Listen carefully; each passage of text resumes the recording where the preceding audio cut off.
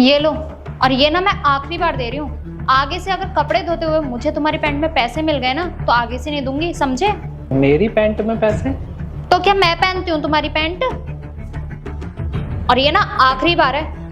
ठीक है, मैं आगे से ध्यान रखूंगा। शिबू, तुम चाय लोगे या कॉफी? भाभी कॉफी। ठीक है, तुम बैठो, मैं बना कर लाती हूँ। भैया आप मुझे एक बात बताओ, आपकी अर्निंग भी नहीं हो रही है और भाभी जॉब करती हैं, पूरे घर का खर्चा भाभी उठाती हैं, आपको ऐसा नहीं लगता कि भाभी आपको दबाना शुरू कर देंगी और जो इज्जत एक पत्नी को पति को देनी चाहिए वो इज्जत वो आपको देंगी ही नहीं?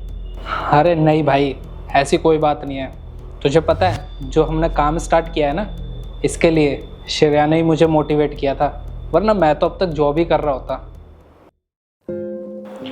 राहुल, वो तुमसे कुछ बात करनी थी मुझे। हाँ बोलो। वो राहुल, तुम बोल रहे थे शादी से पहले से कि तुम्हें खुद का बिजनेस करना है, खुद का स्टार्टअप करना है, तो कब करोगे तुम? बुढ़े होने के बाद? श्रेया, मैं काम शुरू तो करना चाहता हूँ, पर समझ नहीं आ रहा कैसे करूँ, क्योंकि कोई भी काम शुरू करने से पहले ना मुझे जॉब छोड़नी पड़ेगी और हमारे पास इतना बैकअप होना चाहिए कि अगर मैं जॉब छोड़ दूँ तो हमें ना किसी चीज़ की कमी ना हो। और अगर मैं जॉब छोड़ दूँगा तो इनकम बंद हो जाएगी, इनकम बंद हो गई तो घर का खर्चा कैसे चलेगा? और कोई भी बिजनेस चलने में ना टाइम लगता है, उसमें वेट करना पड़ता है, 2 महीने 6 महीने, कभी कभी तो साल भर भी लग जाता है।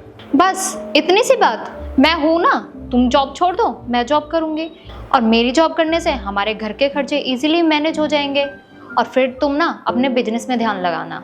क्या तुम जॉब करोगी? हाँ, तो क्या हुआ, शादी से पहले भी तो मैं जॉब करती थी ना, और इतनी पढ़ी लिखी भी हूँ, तो फिर मेरा क्या फायदा इतनी पढ़ी लिखी होने का अगर मैं तुम्हारा हाथ ना बटा पाऊँ तो? पक्का ना? हाँ हाँ पक्का, पर एक शर्त है मेरी। शर्त? कौन सी शर्त? जब तुम्हारा बिजनेस चल जाएगा ना तब तुम मुझे एज अ को-फाउंडर रखोगे। ठीक है, डन। और मैं आज ही कंपनी में नोटिस देता हूँ जॉब छोड़ने की। पक्का? हाँ पक्का। ठीक है। उसके बिना तो ये काम मैं शुरू ही नहीं कर पाता। और तुझे पता है, ये जो पैसे हैं ना, ये मेरे नहीं है, ये उसी के हैं। उसको अच्छे से पता है कि मैं उससे पैसे मांगने में ना हिचकिचाता हूँ और मुझे पैसों की भी ज़रूरत है, तो इसलिए वो ना कोई बहाना बनाकर मुझे पैसे दे देती है ताकि मेरा काम भी निकल जाए और मुझे बुरा भी ना लगे। सही में भैया, भाभी ना बहुत सपोर्टिव है। मैं दुआ करता हूँ कि भाभी जैसी वाइफ मिले मुझे भी। ऐसी वाइफ नहीं मिलने वाली तुझे, क्योंकि ऊपर वाले ने ना सिर्फ एक ही बनाई थी। हाँ अच्छा, फिर तो मेरी किस्मत खराब है। हाँ भाई। अच्छा भैया, अब मैं चलता हूँ और मैं भगवान से यही दुआ करूँगा कि जिस कंपनी से आज हमारा एडवांस आने वाला था ना वो आ जाए। शिवू, जिस कंपनी से हमें एडवांस पेमेंट आनी थी ना वो आ चुकी है, पूरे 25 लाख रुपए। क्या? कॉन्ग्रेचुलेशंस भैया। श्रेया कहाँ हो तुम? अरे क्या हो गया, क्यों चिल्ला रहे हो तुम? श्रेया, जिस कंपनी से हमारी डील हुई थी ना उस कंपनी का एडवांस पेमेंट आ गया है, वो भी पूरे 25 लाख रुपए। क्या सच में? कॉन्ग्रेचुलेशंस। श्रेया, आज ये सब जो पॉसिबल हुआ है ना सिर्फ तुम्हारी सपोर्ट की वजह से, वरना मैं तो कभी अपना काम शुरू कर ही नहीं पाता।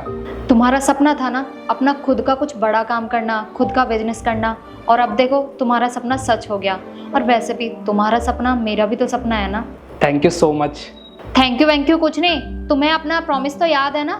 तो अब बताओ फिर कब से ज्वाइन करूं मैं एज अ को-फाउंडर? जब तुम्हारा मन करे। हाँ, भाभी आपकी कोई छोटी बहन है क्या? नहीं, क्यों, क्या हुआ? मैंने तुझसे कहा था ना कि भगवान ने सिर्फ एक ही लड़की बनाई है, वो भी मेरे लिए। कॉन्ग्रेचुलेशंस राहुल, मैंने तुमसे कहा था ना कि अभी हमारे बेशक बुरे दिन चल रहे हैं लेकिन एक ना एक दिन हमारे अच्छे दिन भी आएंगे, और देखो आ गए ना अच्छे दिन। अब तुम दोनों बैठो, मैं तुम्हारे लिए ना कुछ मिठाई लेकर आती हूँ। ठीक है।